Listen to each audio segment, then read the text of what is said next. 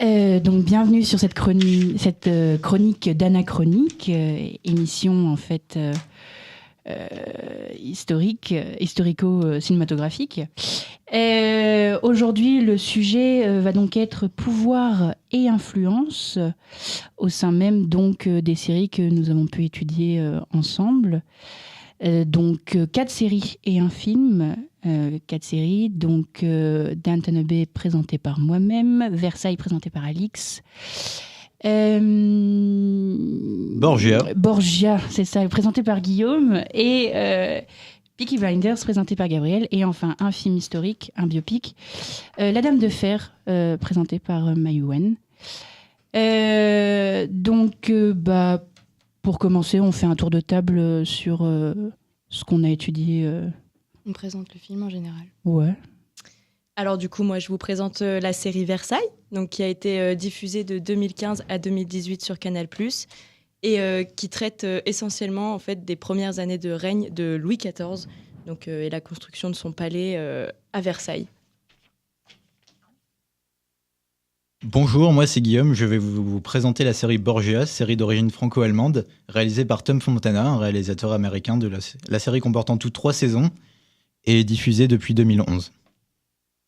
Du coup, moi je vous présente Peaky Blinders, donc, qui est une série télévisée britannique créée par Stephen Knight, diffusée en 2013 sur BBC Town et depuis 2015 en France sur Arte, et elle est également disponible sur Netflix.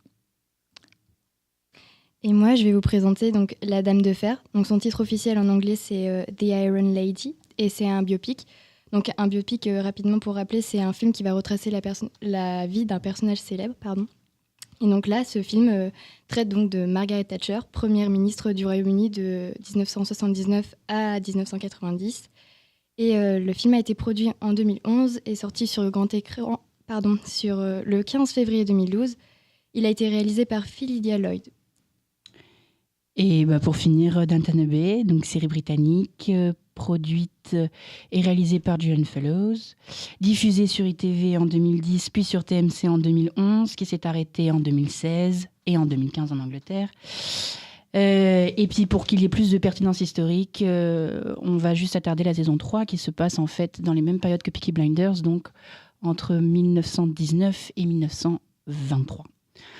Voilà, puis je rappelle juste le speech, une famille aristocratique dans les mouvances du XXe siècle.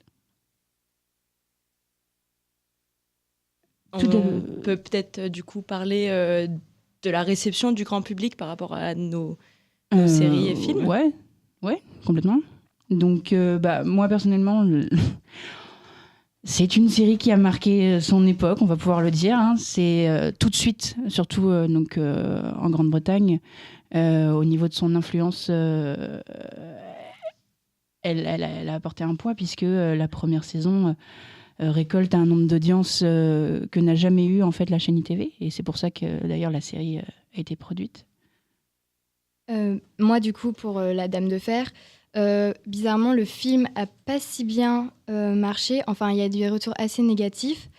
Il a été diffusé donc principalement aux États-Unis, en France et au Royaume-Uni. Et les avis généraux ont été la critique générale a été assez négative, parce que les attentes ne correspondaient pas vraiment. On avait des attentes placées dans ce film qui n'ont pas vraiment répondu à ce que les gens voulaient forcément.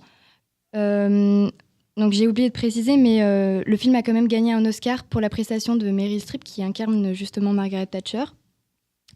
Et donc, il retrace en général la vie de Margaret Thatcher, mais d'un point de vue assez intime. Donc, on voit l'évolution de cette jeune femme qui est fille d'épicière, qui est issue d'un milieu modeste, qui a réussi à s'hisser au fur et à mesure en haut des strates politiques, dans un milieu qui, à l'époque, est encore très patriarcal. Et c'est assez intéressant quand on ne connaît pas forcément le sujet, mais d'un point de vue général, les personnes qui sont vraiment fans de l'histoire de Margaret Thatcher pourraient finir déçues.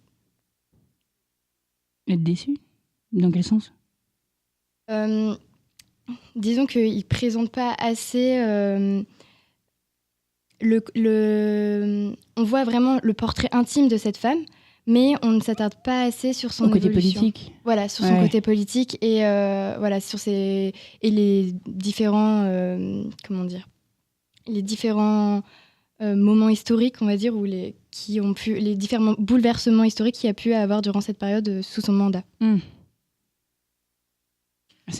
Du coup, au niveau de Peaky Blinders, la série a été vivement saluée par la critique, notamment pour son style cinématographique, mais également pour le jeu de ses acteurs tels que Cillian Murphy, qu'on peut retrouver dans Dunkerque, en général dans les films de Nolan, en fait.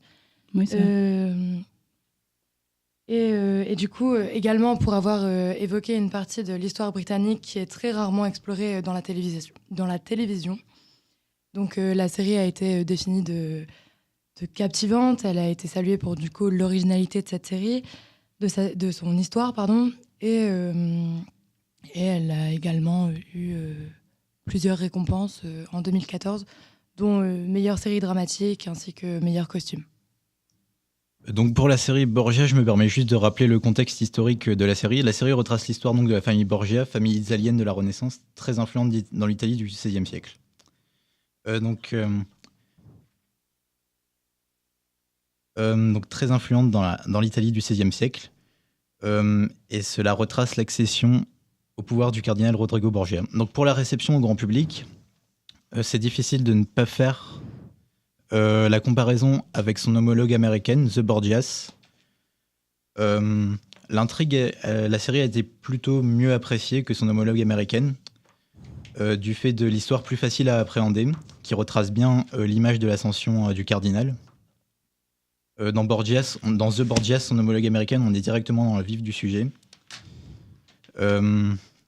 Ainsi que les décors qui ont été plutôt salués dans la série européenne Borgia. Sinon, les critiques de la presse sont plutôt réservées. Le mot déception apparaît à plusieurs reprises. Et les personnages sans humanité sont souvent pointés du doigt. Alors justement, c'est là où moi j'ai ma première question. Puisque en soi, justement, dans ce que tu viens de dire, Guillaume, il y a eu des critiques comme quoi c'était décevant. Est-ce qu'on peut réfléchir justement à donc, ces produits cinématographiques en fait, la question serait, est-ce qu'il n'y a pas non plus une influence du public et ce qui fausse en fait l'histoire, même l'aspect historique je sais pas, par exemple dans Versailles. Alors en fait, dans Versailles, les gens ont eu tendance à oublier l'aspect fictionnel qui avait été annoncé directement par Canal+. Ouais, c'est ça.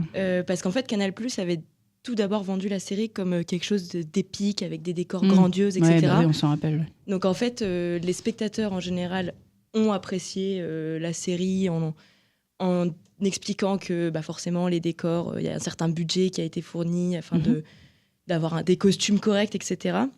Mais dès qu'on rentre dans quelque chose de plus professionnel, la presse va avoir un avis plutôt moyen vis-à-vis de cette série, parce qu'ils l'ont jugée trop loin en fait, de la réalité par rapport aux personnages, par rapport au décor, aux lieux et même au synopsis en fait, de la série qui s'éloigne trop des faits historiques et de ce qui est vraiment... Parce que c'est peut-être le défaut qu'ils ont eu, parce que moi je vois par exemple avec la série Downton Abbey, ils se sont réellement captés sur l'aspect historique et ils ont même demandé à des historiens d'assister au projet et de voir les aspects réels et comment est-ce que cela se passait à l'époque que traitent par exemple les différentes saisons. Mais par exemple, toi, Maïvoine, dans ton film, est-ce qu'il y a justement cet aspect fiction qui fait que ça atterre le film ? Tu veux dire dans le sens où on s'éloigne vraiment de l'aspect historique ? Ouais. Disons que, pour le coup, la scénariste, elle a précisé qu'elle avait vraiment voulu faire un film apolitique, donc c'est-à-dire qui justement ne montre pas ce côté que très politique et historique. Et on a vraiment cherché à creuser en fait la personnalité de Margaret Thatcher. Donc on voit son portrait assez intime, donc issu d'un milieu modeste, comme j'ai dit précédemment. Mais après, je pense que c'est forcément un peu romancé pour accrocher accrocher la personnalité. On va montrer beaucoup son aspect de femme seule au milieu d'un milieu d'hommes et du coup qui cherche à s'imposer. Et c'est un peu dans l'air du temps en fait. Et c'est ce qui va être reproché au final au film. Ouais. C'est qu'on va beaucoup trop chercher en fait à faire en sorte que le personnage plaise à notre société actuelle. Et au final, ça s'éloigne du personnage la vision idéologique qui s'en... Voilà, exactement. Okay. Après, forcément, dans toutes ces séries et films dont on parle, c'est vraiment compliqué de rester forcément attaché aux faits historiques. Et justement, dans Peaky Blinders, on a ce côté romancé en fait, de l'histoire, vraiment en créant des personnages qui n'ont pas forcément existé, etc. Non ? Oui, tout à fait. Il y a... Au niveau des Peaky Blinders, des personnages comme du coup tout le clan Shelby qui a été totalement inventé, qui ont été des histoires d'amour qui viennent un peu romancer l'histoire du gang, l'importance qui est donnée à un gang qui à l'époque n'était pas si important, enfin n'avait pas une influence aussi importante.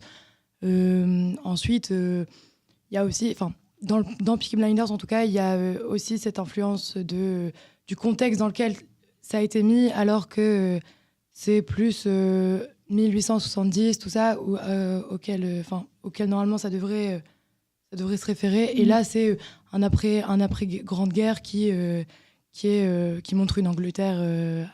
qui montre une Angleterre industrielle où il y a une volonté de...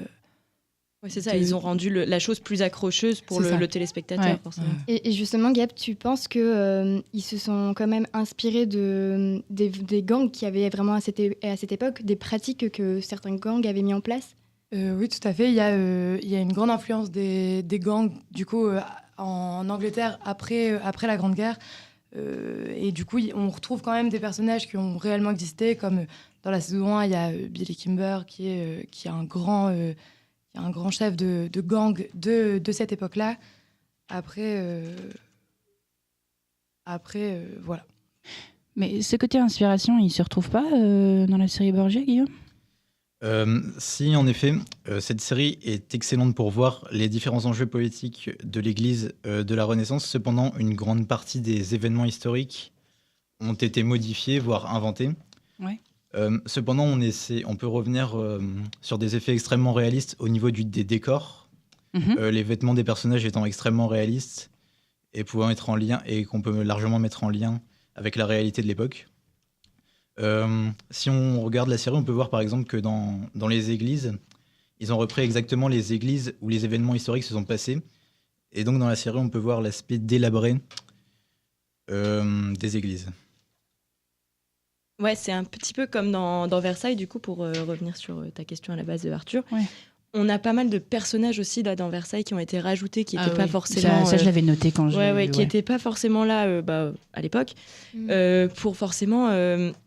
si on prend point par point la vie de Louis XIV et ses débuts d'année de règne, ça va pas forcément être très intéressant. Donc, on a rajouté un médecin, on a rajouté une sorte de d'Artagnan. Ouais, c'est ces personnages parfois secondaires en fait qui sont rajoutés pour rajouter dans l'histoire. Enfin, moi, je vois par exemple dans Downton Abbey, bon, même si tous les personnages sont fictifs, et ils s'inspirent pourtant de personnages réels. Hein. C'est pour ça que la série a été choisie pour cette chronique, c'est que ça s'inspire d'une époque et d'une vraie famille. Mais c'est vrai que tous ces personnages secondaires ont parfois des noms d'ailleurs de personnages qui ont existé, d'hommes et de femmes qui ont existé, mais c'est vrai qu'il y a tout ce côté romance qui en fait, je pense, je ne sais pas si vous êtes d'accord, mais participe à ce jeu d'audience. C'est-à-dire que on va tout faire pour romancer et on va se détacher de l'histoire pour justement amener à un pic d'audience en fait, parce que tout ce côté glowy.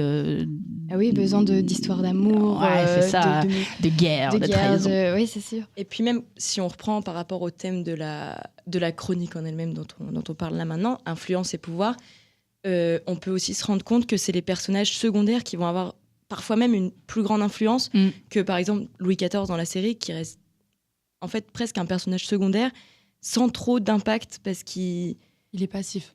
Ouais, c'est ça. Il prend pas forcément toutes les décisions. On voit les gens qui ont influencé tous ces choix militaires, par exemple, etc. Donc, C'était peut-être aussi le choix de la série, non, de démystifier, Ouais, c'est ça. en fait. Le personnage. Ouais. ouais, parce que partout, on imagine le roi soleil comme quelque chose, enfin Versailles même comme quelque chose Ouais, le roi absolu qui contrôle tout. le roi soleil, du coup, magnifique, richesse, pouvoir, etc.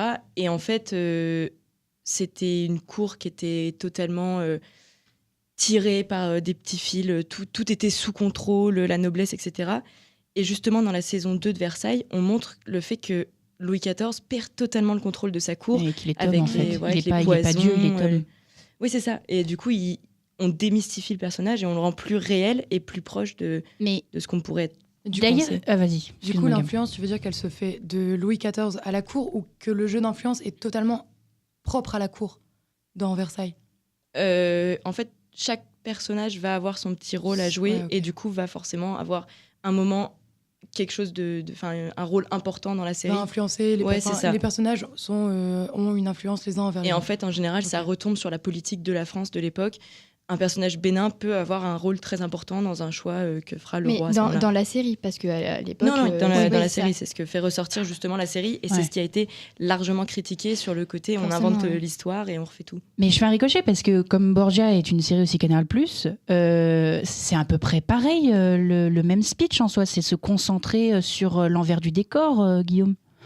En effet, on a un peu ce côté-là dans Borgia, le côté de vouloir mettre en avant les vices des différents personnages de l'époque. Ouais.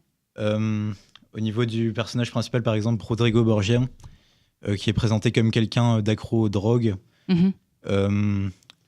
d'accro au sexe, des complots politiques, des meurtres qui sont mis en place. On a vraiment des personnages... Parce que, en fait, tu vois, c'est pour ça que je faisais ricochet avec Versailles. Parce qu'en fait, quand on regarde Borgia, en soi, ça a le même regard. C'est ce regard dans ce microcosme, ce regard intérieur, en fait, de cette petite société qui C'est ça, s'écharpe entre elles. On reste sur un noyau en fait central et puis. Est-ce que c'est peut-être ce qui est central je sais pas si vous êtes d'accord avec moi, mais avec nos 5 Films et nos séries. 5 films, parce que bon, même si c'est des séries, en soi, ils font 50 minutes, donc c'est comme des films. C'est quand même, on évolue quand même, la caméra et le regard du réalisateur évoluent quand même dans un microcosme. C'est Ouais, toujours c'est un ça. entre-soi. C'est jamais. Non, on ne montre pas la société en dehors. Par Ouais. exemple, Versailles, on ne montre pas le vis-à-vis spécialement. Enfin, Ou rarement, en tout cas, ouais, c'est ça. du tiers-état. Enfin, Oui, non, ça clairement. compte pas. Et puis Vraiment. même dans Peaky Ouais, dans Peaky Blinders. Blinders aussi, on voit comment du coup ils évoluent dans la société, mais on voit pas comment. Quel est le regard de la ça société reste centré sur le gang. Ça reste centré sur Ça le reste gang centré et sur puis le gang, sur ouais. la vie des personnages autour en fait de Ouais, tous c'est les ça. petits. Et ce qui vient des personnes, enfin c'est aussi des personnages qui interviennent dans la vie du clan Shelby, mais à chaque fois il y a aucun regard sur du coup la société globalement en Angleterre à cette époque-là.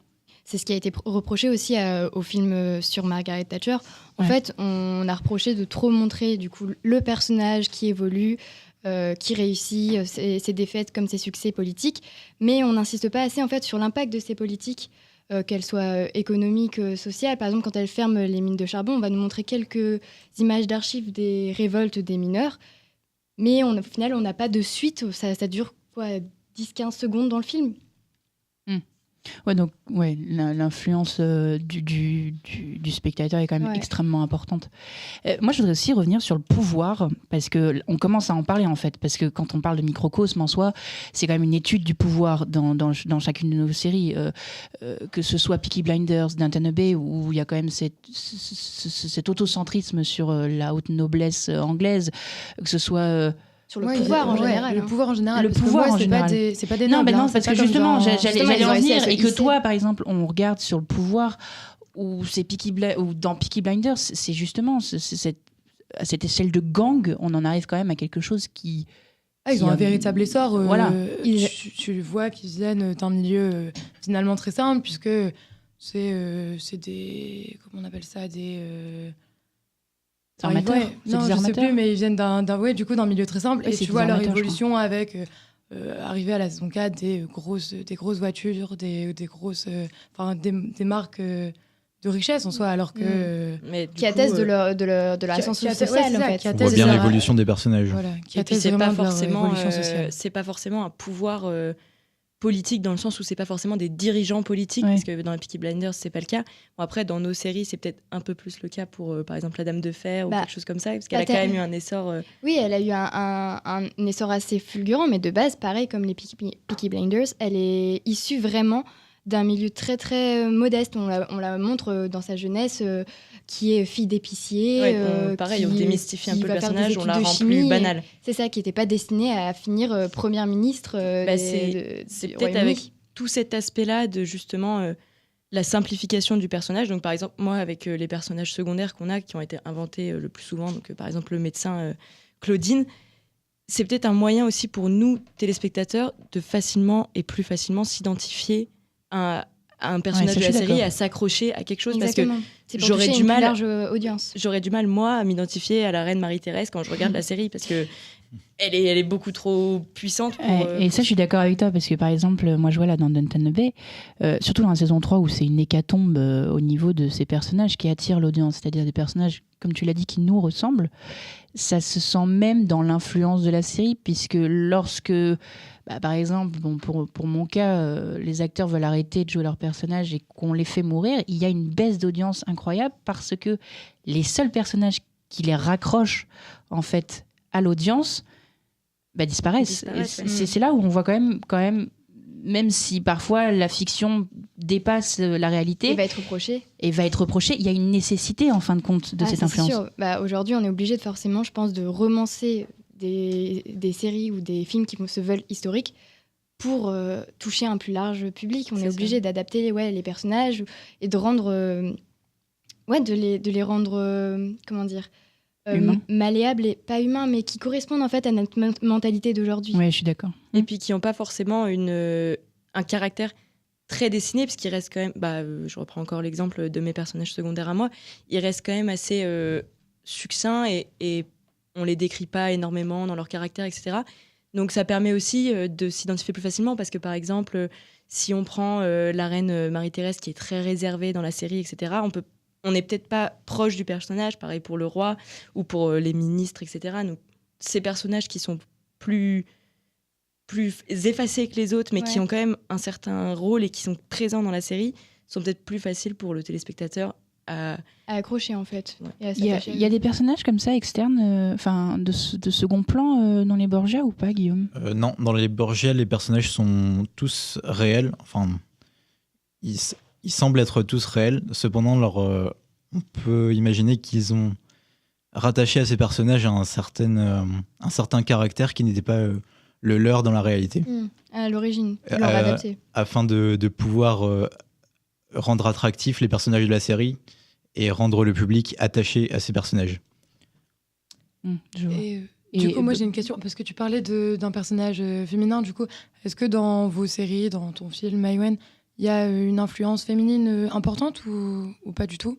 Du coup, moi, dans mon film, totalement. Oui, parce oui, que totalement, Maïwen, c'est vraiment... c'est le titre. ça. Ouais, mais après, Mais c'est vrai que en plus... pour le coup, c'est ce qu'on voit vraiment dans mon film. Et peut-être que justement, c'est ce qui va être reproché. On a trop appuyé sur ce caractère-là.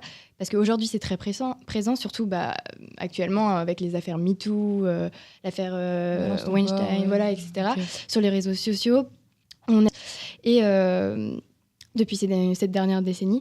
Et du coup, en fait, la réalisatrice, elle a voulu s'inscrire dans cette mentalité-là et du coup, de montrer le portrait d'une femme influente. Mais finalement, on s'éloigne un peu de l'image d'à l'époque de la première ministre britannique, en fait. On parle surtout du symbole qu'elle représente, en fait. Enfin, moi, je peux voir passer la question. Moi, elle s'applique réellement à la série et surtout à la saison 3, en fait. Puisque, je sais pas si dans Peaky Blinders, ça se ressent, mais en tout cas, en 1920, il y a quand même des bouleversements en Grande-Bretagne, surtout au niveau des droits des femmes. Et la série, en fait, vraiment, je trouve, à partir de la saison 3 de Downton Abbey, se centre de plus en plus sur les personnages féminins, que ce soit dans ce qu'on appelle upstairs, donc dans le monde de la noblesse, ou dans ce monde du service, en fait, de la maison. Et d'ailleurs, je ne sais pas si dans vos séries c'est comme ça, mais le plus souvent, en fait, ce sont les personnages féminins qui vont prendre le dessus sur les personnages masculins et qui vont faire avancer l'histoire et qui vont même pousser à certaines qui mène à des tournants, à certains en fait. changements au sein même du microcosme Et qui aborde en fait à chaque fois des tournants au sein même des et séries. même des tournants historiques. Ouais. Alors moi, dans Versailles, ça a été presque reproché en fait aux scénaristes parce qu'en fait, on peut voir au fil des saisons des changements de situation politique de la part du roi en fonction en fait de ses maîtresses. Donc la saison 1, c'est une telle personne, la saison 2, c'est une autre. À la fin, la saison 3, ça va être la Montespan, etc. Enfin, maintenant, c'est ça, Madame Encore une Maintenon. fois, c'est l'influence globale parce que c'est comme ça nous on le voit aujourd'hui aussi. Oui, bien sûr. Mais du coup, ils ont réussi à faire ressortir ces personnages féminins qui ont été quand même à l'époque étaient placés un peu de côté, avaient pas un rôle en fait dit et officiel, mais avaient une influence sur le pouvoir central. Par tous ces jeux de séduction. L'influence de Madame de Maintenon dans Versailles a quand même été un peu surestimée sur le roi, non ? Oui, largement. Et puis, dans la saison 3, totalement. Mais même dans la saison 2.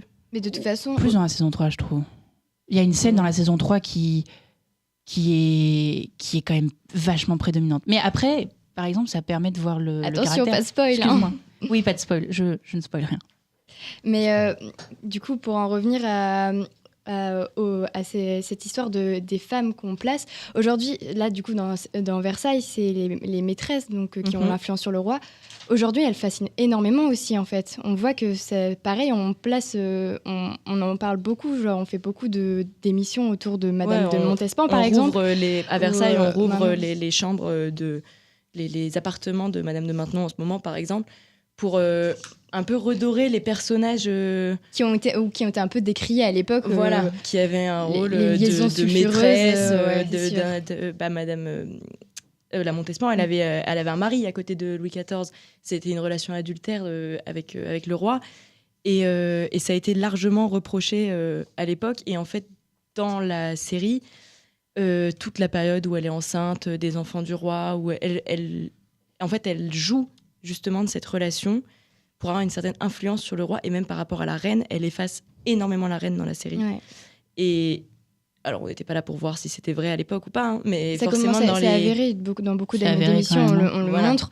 On voit que Marie-Thérèse, elle est quand même connue pour être la seule reine qui s'est enfermée dans ses appartements et qui bouffait du chocolat H24. Donc la pieuse. C'était résumé comme ça, mais oui, c'est avéré en fait aujourd'hui que derrière chaque grand homme politique, il y a toujours une femme, surtout dans nos rois de France en tout cas. D'ailleurs, je rebondis pour Guillaume. Le personnage de Lucrèce dans Borgia, il est quand même extrêmement influent au niveau de son pouvoir. Oui, en effet, Lucrèce est très influente. Et en fait, on peut voir dans cette série que les femmes ont toujours agi, ont toujours tenu une place très importante dans le pouvoir, mais cependant en agissant dans l'ombre. Ouais, elles essaient Cependant, je reviens sur Lucrèce Borgia, son rôle est quand même assez surestimé dans la série. Enfin, il y a des moments quand même, elle est nommée à des postes qu'elle n'a jamais exercé non plus. Ouais. Mais son rôle est largement surestimé. Mais en fait, finalement, c'est comme Canal, c'est comme la série Canal, enfin comme la série Versailles. Borgia, ça rejoint beaucoup Versailles sur le côté des femmes, en effet. Après, t'intervenais pour dire que derrière chaque grand homme politique, il y a une femme. Moi, c'est pas. Enfin, dans la saison 4, je suis un petit spoil quand même. Ils vont quand même. Thomas Shelby entre quand même en politique. Et en fait, à travers chaque saison, c'est vrai qu'il y a quand même une femme derrière lui. Grace Burgess dans, du coup, la saison 1, 2, principalement. Ensuite, à chaque fois, il y a des femmes à ses côtés. Et surtout, du coup, leur tante Polly, qui est vraiment très très présente. La chef un peu. Ouais, c'est ça, qui est vraiment. C'est-à-dire que ils reviennent. La série entre dans un contexte où les hommes reviennent de la guerre et du coup les femmes ont acquis plus d'indépendance et elles ont du mal à rendre ce qui leur a été donné. En fait, c'est ça. Le rôle de Polly, c'est aussi un peu un jeu de l'ombre parce que finalement, Polly, en fait, elle n'a pas cette place prédominante que par exemple Thomas Shelby a dans la série. C'est lui vraiment la tête du gang, c'est lui qu'on imagine comme le chef, etc. Mais en fait, on voit très souvent que... elle règle énormément de problèmes. Ouais, c'est ça, ils se réfèrent toujours à elle quand ils ont un souci. Elle a toujours son mot à dire, en fait. Et donc, du coup, ça montre aussi l'importance de la gente féminine. Donc, effectivement, on peut bien constater aujourd'hui que les séries ou les films vont chercher à donner une place très importante aux femmes dans tout ce qui est jeu de pouvoir au final. Oui, parce qu'on a longtemps dit que les femmes servaient à rien, même voilà, faire un petit décalage dans le temps. Par exemple, dans l'Antiquité et tout, on disait que les femmes étaient moindres, etc. Et en fait, aujourd'hui, on découvre de plus en plus que non, en fait, elles avaient quand même ont une histoire. Elles étaient là et c'est pas pour rien qu'elles avaient quand même un petit rôle auprès des. Et c'est ça, des grandes figures. notre culture populaire aujourd'hui, à travers ces films historiques, va essayer de redonner une voix à ces personnages de l'ombre finalement, et plus précisément aux femmes en fait. Mais je pense que ça part. Vas-y. En fait, c'est tout à fait ça. C'est par exemple dans la série Peaky Blinders, il y a eu un moment l'apparition d'une femme pour la grève de 1926, qui a été évoquée dans la série. Jessie Eden, qui est une femme complètement oubliée par l'histoire et qui a une importance telle qu'elle a amené des milliers d'hommes à faire grève dans les usines Lucas. Du coup, mais c'est vrai que c'est comme on a l'impression que comme c'est une femme, son histoire est totalement mise à l'ombre en fait. Ouais, mais moi j'ai une question à vous poser à tous. Est-ce que vous pensez pas justement que ce choix délibéré de mettre de plus en plus les femmes au centre de ces séries, ou même aujourd'hui dans nos sociétés, qu'on parle autant de ces mouvements féministes, moi je trouve que c'est important, mais en même temps, est-ce que ça risque pas de discréditer en montrant trop la femme? Je suis pas d'accord. Non. Moi, je trouve ça bien. On est en train de partir sur un débat un peu féministe. Non, mais c'est intéressant. C'est un débat quotidien, écoute. Je suis pas d'accord parce qu'en soi, ça participe quand même d'une réelle mouvance. Parce que la vraie série qui a commencé à centraliser des personnages féminins et en les plaçant quand même en lumière, c'est quand même Game of Thrones. Et toutes les séries dont on parle aujourd'hui, enfin là dans notre émission, c'est quand même toutes des petites sœurs de cette série-là où de plus en plus les personnages féminins sont travaillés. Bon, peut-être que Borgia est plus jeune que Game of Thrones, enfin plus vieille que Game of Thrones, pardon, oui. Mais c'est peut-être... Game of Thrones s'inspire de nombreux faits historiques réels. Hein. Oui, oui. Notamment la guerre des deux roses. La guerre des deux roses. Complètement. La guerre des deux roses en Angleterre, c'est vraiment ça. Oui, et d'ailleurs, c'est vrai que... C'est vrai que d'ailleurs, rien que cet événement-là, ça nous a permis plus tard, grâce à Game of Thrones et à d'autres séries, de se rendre compte qu'il y avait des femmes qui avaient réellement joué un rôle politique et au sein même de l'histoire en soi. Et puis, je pense aussi qu'avec Game of Thrones, on s'est rendu compte qu'en fait, les femmes, les personnages féminins en fait, des séries, accrochaient aussi le téléspectateur, que nous, on a par exemple Daenerys, Sansa, etc., pas de spoil, vont quand même avoir un impact intéressant et tout le monde les apprécie, plus ou moins. Mais du coup, c'est peut-être aussi ça qui a formé le modèle un peu de la série, avec une place de la femme plus grande. Je voulais revenir sur le personnage de Brienne de Tarth également dans Game of Thrones, qui est inspiré en réalité de Jeanne d'Arc. On a aussi un côté original dans ce personnage... un côté assez original qui est représenté de la femme, une femme en armure. Ouais, c'est ça. Qui est quand même assez rare, même dans toutes les séries dont on parle, nous, qui sont peut-être plus... Enfin, par exemple, il y a plein de scènes militaires. Dans Versailles, on ne verra jamais de femmes en armure militaire. Oui, mais après, c'est une série historique, tu vois, alors que là, c'est fictif. Mais après, ils mettent aussi... ils rajoutent des personnages, donc pourquoi pas ça, tu vois, à partir du moment où on cette commence parenthèse. à C'était une parenthèse. une parenthèse pour expliquer ce mouvement dans la sérigraphie... oui, donc non, mais c'était intéressant sur les femmes justement parce qu'en fait, en soi, que ce soit dans Versailles, dans Borgia, dans Peaky Blinders, bon, la Dame de Fer, c'est plus qu'une influence, ou dans Downton Abbey, on voit réellement que ces personnages ont une vraie influence. Mais est-ce qu'on peut parler de pouvoir en soi ? Elles ont du... Oh, pardon, excuse-moi. Vas-y. Elles ont du... Enfin, je pense que, en tout cas, moi, dans ma série, ça se voit. Dans Peaky Blinders, les femmes, elles ont non seulement une influence, mais elles ont du pouvoir. Leur voix... Enfin, en tout cas... Mais après, je pense que c'est parce que c'est une famille aussi. C'est vraiment l'histoire de la famille. Et je pense que, par exemple, Tante Polly a vraiment sa voix qui pèse dans les choix.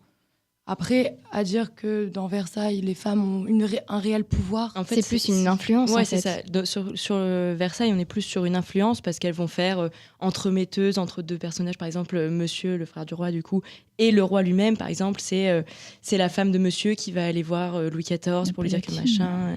C'est ça. C'est un peu comme Borgia, quoi. Voilà, en fait, on est vraiment sur des entremetteuses. Oui, Oui, c'est des vraiment les entreprises. femmes de l'ombre. En Ouais, fait, voilà, à ce c'est ça. moment-là. On n'est pas sur un pouvoir affirmé que les gens reconnaissent au moment où on est de. Enfin, après, forcément, elles ont un petit peu de pouvoir. Par exemple, les maîtresses sur la cour en elles-mêmes ont une influence et un pouvoir sur leurs dames, etc. Mais ça s'arrête là, on n'est pas sur. Et je rebondis, justement, puisqu'on parle de pouvoir et d'influence et de tout cet univers qui est consacré quand même au pouvoir. Est-ce qu'il n'y a pas de plus en plus dans nos séries télévisées une fiction, voire une fixette sur les attraits du pouvoir, sur les influences qui amènent au pouvoir? Je ne sais pas si vous m'avez compris. Non, pas bien. Ce que je veux dire, c'est qu'on a quand même de plus en plus de séries, qu'elles soient diverses et variées, qui sont quand même centrées sur une seule chose. Les jeux de pouvoir. Les jeux de pouvoir. En eux-mêmes, Oui, ouais. c'est vrai. Bah, il y a une espèce de fascination, je pense, qui s'opère autour pour tous, que ce soit et qui touche toutes les audiences en fait, parce que le pouvoir fait la richesse, l'influence, les évolutions de chacun. Et ouais, aujourd'hui, je pense qu'en général, on est tous vachement fascinés par ça. Et c'est pour ça que toutes les séries vont commencer à se centrer sur ça, parce que on s'intéresse beaucoup, surtout aujourd'hui, on dénonce beaucoup les affaires de corruption, et on commence à savoir en fait les côtés un peu sombres de nos L'envers du sociétés. décor, ouais. Et ça constitue une réelle analyse en fait de nos évolutions de société, je pense. Alors, je suis pas vraiment d'accord dans le fait que toutes les séries, bon, je sais que c'est pas toutes les séries dont tu parlais, mais on n'est pas sur une fixette sur le pouvoir à chaque fois, parce que par exemple, si on prend la série Outlander, je sais pas si vous l'avez vu, qui est sortie il y a Ouais, pas très oui, longtemps. J'ai regardé le Ouais. un petit peu. Oui. Ouais, voilà, on n'est pas Je trouve ça très sur long, mais- une fixette du pouvoir en soi. On montre l'évolution des personnages. Ouais, mais il n'y a pas de relation. Mais Sur une série historique, mais- c'est une fiction historique ou pas Ouais, du tout c'est une fiction historique, c'est ouais. sur l'Écosse et. On est Ok, sur une je fiction historique, mais pas vraiment de pouvoir non plus. Non, Ouais, non, c'est c'est très- plus c'est romance, basé sur, non ouais, c'est plus basé sur une histoire d'amour. Et c'est sur ça que je voulais rebondir. Est-ce que c'est pas plus finalement les histoires d'amour qui rythment les séries, etc. Parce que par exemple, Moi, dans Versailles, ça va être les maîtresses, tous les petites lésions, etc. On n'est pas sur du pouvoir en soi, et c'est l'amour qui fait le pouvoir. Moi, je pense, sur cette question-là. Pour moi, on sait sûr, les histoires d'amour, c'est un sujet universel, l'amour. Enfin, ça nous touche forcément. Donc, on va forcément l'insérer dans nos séries ou dans nos films. Généralement, on voit beaucoup de romances inventées ou plein de films qui connaissent un succès fou pour ces romances. Mais pour revenir vraiment à l'attrait du pouvoir, c'est un sujet effectivement vraiment qui est de plus en plus abordé, moi je trouve, dans toutes nos séries. On voit l'évolution généralement des personnages, surtout dans les séries, qui s'opèrent à travers leur ascension ou l'évolution de leur influence, etc. Mais c'était ça qui est plus en fait dans le film The Iron Lady. Qui déplaît, tu veux dire Bah, ce qui déplaît, c'est que ça surfe sur un côté très série. Oui, on film. montre son ascension. Elle part de rien, elle Elle part de rien c'est et ça. elle arrive au summum. C'est ça, c'est exactement ça qui a été critiqué en fait, c'est que en plus donc de l'image du coup de la femme qui soudain apparaît, on va énormément appuyer sur l'aspect qui part de rien et qui évolue, mais qui touche tout le monde en fait aussi. C'est pour ça. Je vois que Guillaume, il veut réagir. Ouais, dis-moi. Je voulais simplement réagir sur le pouvoir et surtout les histoires d'amour sur ce qu'a dit Alix. Les histoires d'amour, je pense que c'est pas non plus le centre de ce qui attire les foules, mais plutôt la cerise sur le gâteau du pouvoir. Parce que les séries mettant en scène le pouvoir, en réalité, c'est quelque chose qui rend vraiment accro en général. Enfin, je sais pas, les gens ils sont tous en mode ouais, qu'est-ce qui va se passer Qui va avoir le plus d'influence, qui va réussir va à gagner, se hisser en haut. Surtout quand il y a une bataille, là c'est vraiment la folie générale, tout le monde parle que de ça. C'est Ouais, vraiment- mais là, en fait, on peut se poser la question aussi du lien entre amour et politique, politique, mais Pouvoir. puissance et pouvoir. Oui. En fait, c'est extrêmement entremêlé. Gabriel Après, va s'énerver, entremêlés, comme tu dis, je pense que dans les séries maintenant, on allie bien les deux, pouvoir et amour. Moi, je sais que par exemple, dans la série Peaky Blinders, il y a une énorme évolution des personnages, un essor considérable du gang. Mais on voit bien que dans chacune des saisons, l'importance des femmes est telle qu'il y a des histoires d'amour dans chacune des saisons. Et même chaque personnage on voit à sa femme, à sa femme, à son qui histoire est là d'amour. Mais je pense qu'on en revient vraiment au sujet du début, où à chaque fois, ça sert quand même à accrocher le spectateur, ces histoires d'amour. Ah oui, bien sûr. Mais c'était une façon aussi de romancer l'histoire, parce que tu prends une série comme Règne. Ouais. L'histoire est complètement passée à côté. Et par contre, au niveau de l'histoire d'amour, c'est que ça. De Marie et François, on tord le fil. Mais Règne, c'est limite on tord le fil, quoi. Non, mais clairement, jusqu'à l'usure. Historiquement, c'est complètement à côté, mais tu vois quand même que l'histoire d'amour, c'est ce qui est le fil conducteur de la série, parce que sinon la série n'existe plus. Mais on va inventer des histoires d'amour dans des fictions historiques qui n'ont jamais eu lieu en réalité. Juste pour accrocher les spectateurs. Après, dans les séries historiques, ça va être compliqué de forcément s'éloigner du pouvoir. Donc là, on est vraiment dans le sujet de séries historiques, mais dès qu'on sort de l'historique, Friends, excusez-moi, mais on est loin du pouvoir, par exemple. Donc c'est sûr que pour rendre une série ou un film historique plus attractif, digestif, même humanisé, non? Enfin, oui, pour toucher les ça. Sinon, ça devient vraiment juste un documentaire, en fait. Si on enlève tout cet aspect relations humaines entre elles, etc., on est vraiment sur du Stéphane Bern. Alors, je vous coupe. Il nous reste donc 10 minutes sur cette chronique. On va passer aux avis. Parce que comme je sais qu'on va beaucoup parler... Les avis personnels Les avis personnels sur nos séries respectives ou sur les séries des autres. Mais comme il nous reste 10 minutes, je me dis qu'en 10 minutes, on a le temps de parler justement de ça. Donc, et comme c'est un peu... tout simplement de débattre de nos avis personnels sur chacun de nos séries. Ouais, complètement. Moi, je sais que Peaky Blinders, en tout cas, j'ai adoré. Moi, je pense qu'Alix aussi a beaucoup aimé. Après, je sais pas si tout le monde l'a vu, mais c'est vraiment une série incroyable. Moi, je l'ai pas vue, ouais. Non, vraiment très, très bonne série. Moi, pour Versailles, alors forcément, j'ai bien aimé tous les décors, etc., qui sont pas forcément du coup à Versailles. On est à Vaux-le-Vicomte, on est dans plusieurs châteaux de France, dans des jardins, etc. Et pourtant, en fait, malgré toutes ces petites erreurs, hiatus, etc., on est quand même sur une série qui est quand même assez attractive et assez agréable à regarder. Donc, globalement, moi, la série m'a plu. Après, c'est sûr qu'il ne faut pas s'attacher. Tu nous la recommandes, du coup ?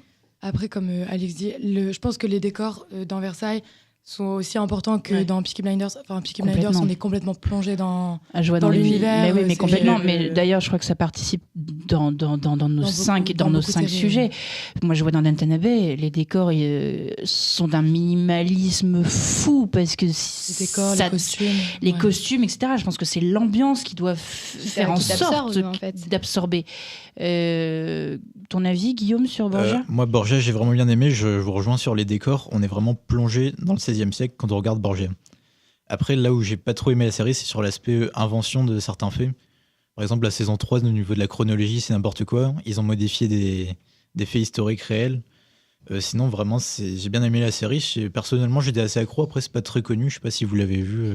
Si, j'ai vu quelques épisodes. Moi, j'avais commencé. J'avais quelques épisodes. J'ai vraiment arrêté. Ouais, ça date.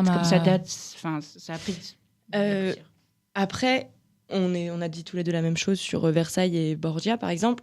On sait, en commençant ce genre de film et séries, qu'on ne regarde pas ça pour justement réviser notre cours d'histoire sur la cour de Versailles, etc. Donc c'est sûr qu'il faut regarder le film, en fait, ou la série, pardon, avec un certain recul.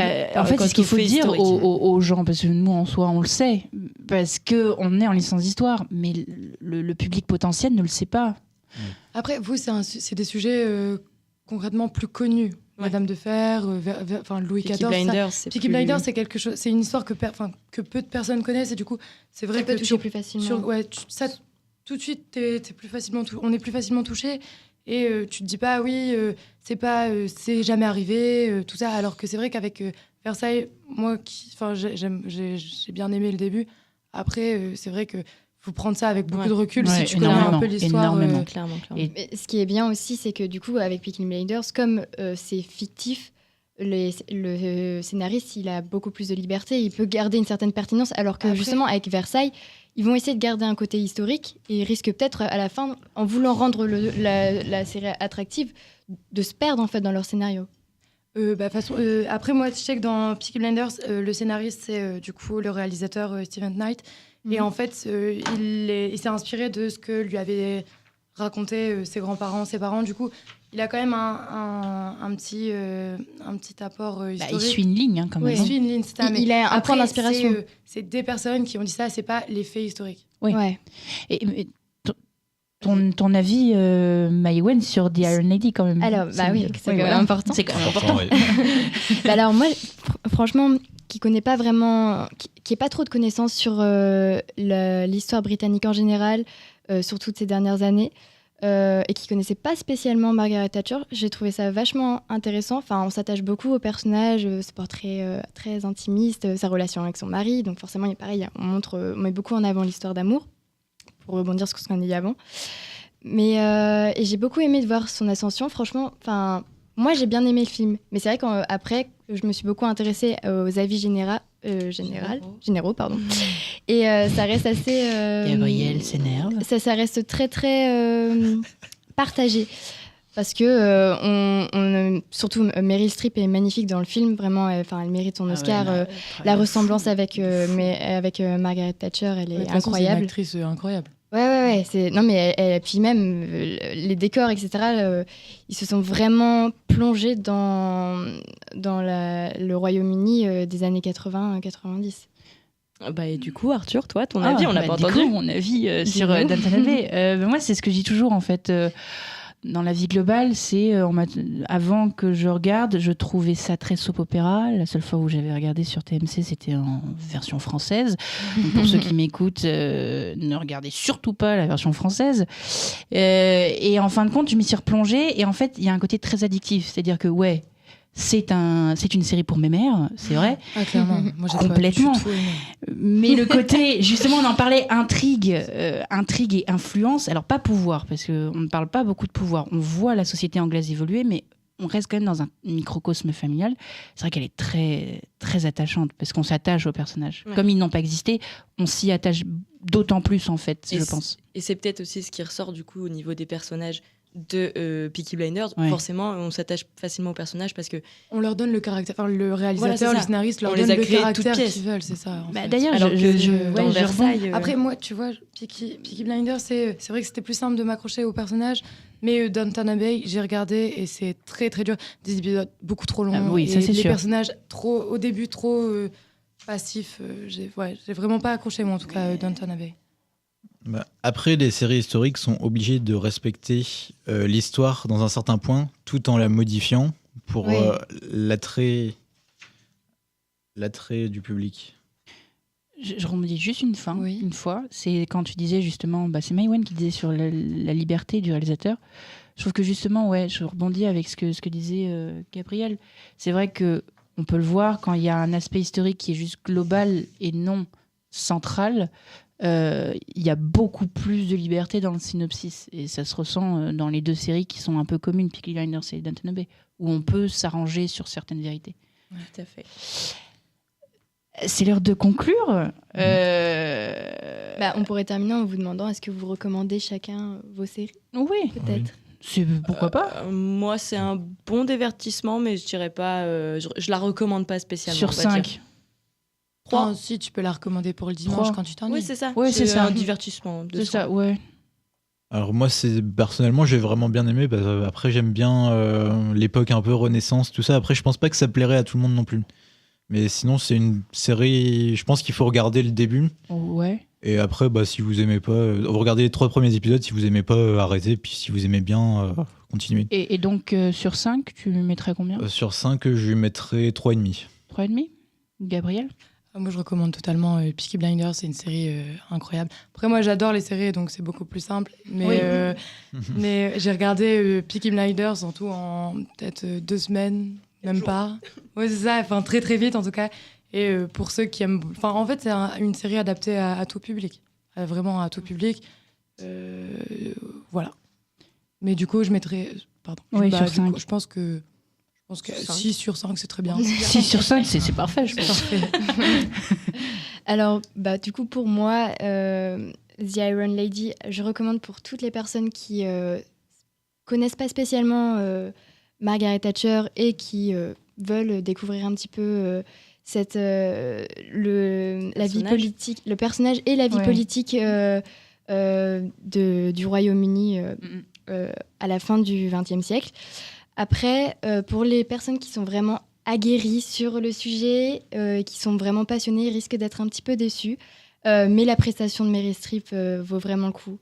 Du coup, moi, je mettrais quand même 4 sur 5 parce que j'ai vraiment bien aimé. C'était assez intéressant. C'est une belle note. Bon, et puis moi, pour finir... Tu recommandes? Je suis obligée de recommander. Non, c'est une belle série parce qu'en soi, les images sont belles. L'aspect juste cinématographique est beau en fait. Tout est beau parce qu'ils sont jeunes, ils sont beaux, ils sont riches, ils sont fabuleux. Après, si on doit vraiment apporter un aspect critique, c'est justement ce côté soap opéra et il y a toujours un souci quoi. Le monde ne va jamais bien quoi. Ouais. Et puis c'est un peu ce côté trop gentil, je trouve. Donc mon très avis british, personnel, quoi. Très british. Mon avis personnel, en fait, ce serait 3,5 sur 5. Juste pour ça, en fait. D'accord. Bon. Voilà. Tu veux dire un mot à la fin ? Non, c'est bon. Je veux dire merci à tous. Merci à tous, tous ceux qui nous ont écoutés. C'était sympa. Ouais, n'hésitez pas à partager. Exactement. Cet c'est ce que j'allais dire, à partager cette chronique, les autres qui suivront justement. Et puis, encore une fois, à regarder. Donc là, c'est les saisons de Versailles, des Borgia, de Peaky Blinders et de Downton Abbey. Et puis à voir évidemment le film The Iron Lady ou La Dame de Fer en français avec Meryl Streep. En tout cas, on vous dit merci et puis merci à vous. Merci à Arthur qui a animé le débat. C'était rien.